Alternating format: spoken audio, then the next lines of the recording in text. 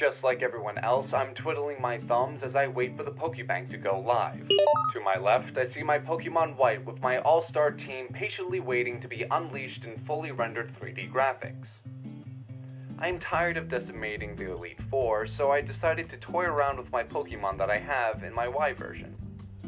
Now, some of these movesets and playstyles might not work competitively, but they're fun to play and they can most likely give you an edge over some of your friends. The first Pokemon I want to focus on is Venusaur. For my first run-through of Pokemon Red, I chose Bulbasaur as my starter.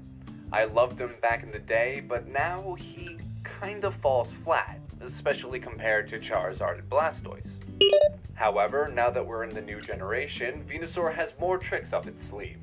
It has an impressive move pool that allows it to have various movesets that you can choose from. Tank, Staller, and even a heavy-hitting sweeper.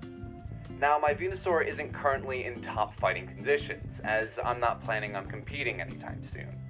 So this goes without saying, but follow what I say, not as I do, or what you see in the video.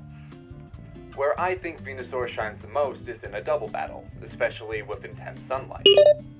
With Chlorophyll, Venusaur can keep up with most Pokemon, and an instant cast Solar Beam with Stab is nothing to joke about. You can run it with Growth to make it more of a monster, or Synthesis to make it outlast even the expiration date of a Twinkie. Having it Mega Evolve makes it lose the speed from Chlorophyll, but becomes one beefy Dino Plant Lizard thingy. I have an Espeon with Sunny Day and Helping Hand as my Venusaur's partner, because I'm mean and I can harvest BP like a cash crop in the Battle Mansion. Of course, this moveset would work better with a Pokemon that has Drought, so a Ninetales or a Mega Y Charizard would work the best.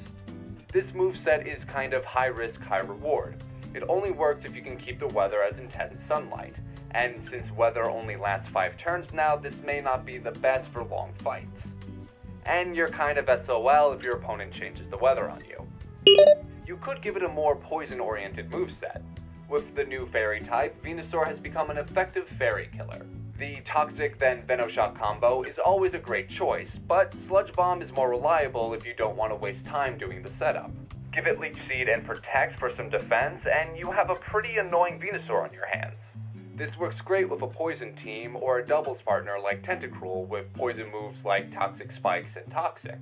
And lastly, my favorite moveset for Venusaur, the Staller. Stallers are always annoying to fight, and Venusaur can do it in spades.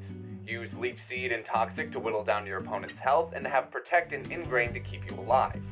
I use Giga Drain for my Venusaur on White just to speed things up, but Ingrain or Synthesis works just fine. Mega Evolved Venusaur laughs at fire and ice attacks, but you can just stick with the classic Leftovers or Big Root. After that, go on Netflix and watch something. Your opponent's gonna need a lot of time if they want to kill Stonewall Jackson, aka your Venusaur. Will Venusaur ever hit Uber? Can you make your opponent regret underestimating Venusaur? Oh yes, very much so. Do you agree with my choices? What would you change? Tell me what you think in the comments below. And head over to PrimaGames.com for your one-stop place for all your gaming needs.